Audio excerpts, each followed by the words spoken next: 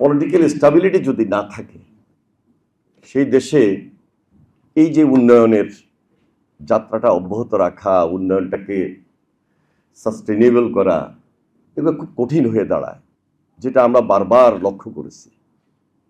জানি না অদূর ভবিষ্যতে আমাদের শুভবুদ্ধির সবার উদয় হবে কিনা, কিন্তু খুব বেশি প্রয়োজন।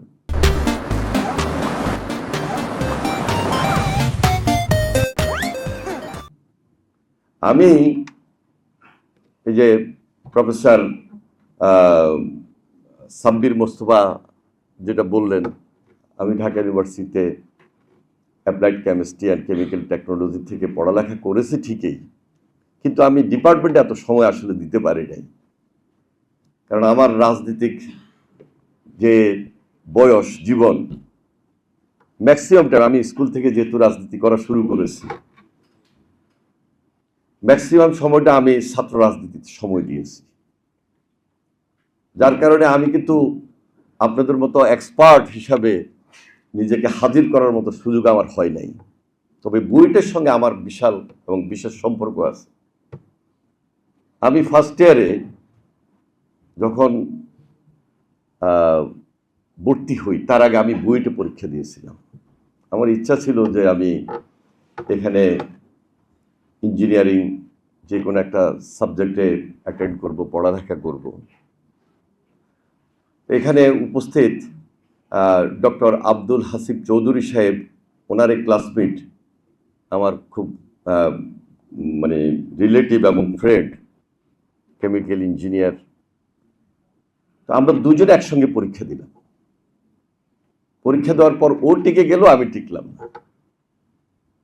তখন আমার নিজের মধ্যে একটু মানে চ্যালেঞ্জ ছিল যে না, পরবর্তী বছর আমি বুয়েটে পরীক্ষা দিব এবং পরীক্ষা দিয়ে আমি এখানে স্টুডেন্ট হিসাবে এখানে ভর্তি হব।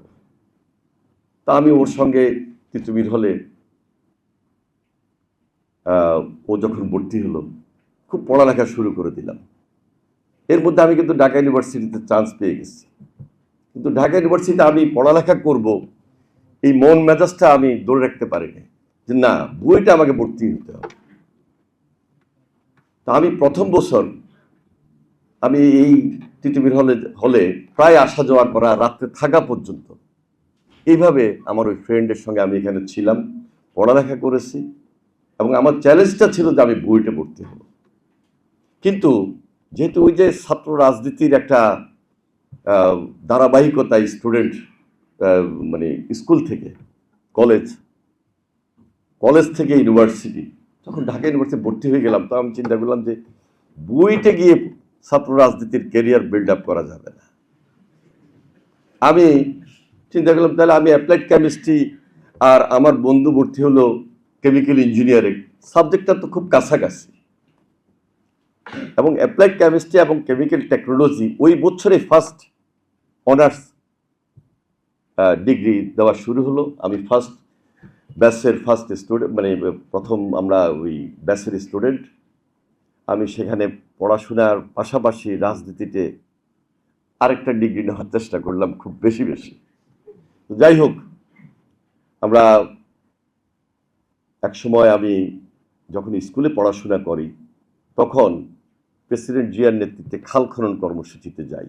তখন কিন্তু রাজনীতি করি নাই, ক্লাস 7-এ পড়ি। তখন থেকে শহীদ রাষ্ট্রপতি জিয়া রহমানের প্রতি আমার একটা রেসপেক্ট ছিল।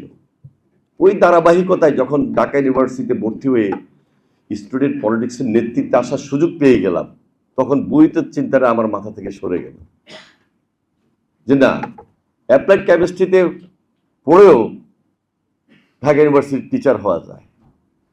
তখন আমার মাথার মধ্যে ঢুকলো যে না, আমি ঢাকা ইউনিভার্সিটিতে অ্যাপ্লাইড কেমিস্ট্রির একজন ফার্স্ট ক্লাস পাইতে হবে আমাকে, এবং সেখানে টিচার হতে হবে। ফার্স্ট ইয়ার আমার মার্ক কিন্তু ফার্স্ট ক্লাসই ছিল। আমি দেখলাম যে শহীদুল্লাহ হলে থাকি, কার্জন হলে থেকে স্টুডেন্ট পলিটিক্সের নেতৃত্বে যাওয়া আরো কঠিন, আমাকে যাইতে হবে আর্টস ফ্যাকাল্টিতে। তখন আমি চলে গেলাম, হল চেঞ্জ করার একটা ভালো সুযোগ পেলাম, জিয়া রহমান হল, মুক্তিযোদ্ধা জিয়া রহমান হল। আমি মুক্তিযোদ্ধা জিয়া রহমানের হলে গেলাম। তখনও ওই হলটা ফার্স্ট 1987 সালে শুরু হয়। সেই হলে চলে গেলাম। সে হলে গিয়ে আমি সেখানে নেতৃত্ব গ্রহণ করলাম, সবাইকে, বন্ধু বান্ধব সবাইকে সঙ্গে করে নিয়ে। এই যে ধারাবাহিকতা, সেই ধারাবাহিকতার পর আমি ঢাকা ইউনিভার্সিটির ছাত্রদলের প্রেসিডেন্ট হই, সেন্ট্রাল ছাত্রদলের প্রেসিডেন্ট হই, ঢাকা বিশ্ববিদ্যালয়ের পরপর 3বার সিনেট মেম্বার হই, ডাকসুতে আমি নির্বাচিত প্রতিনিধি হই 2বার, হলে 1বার।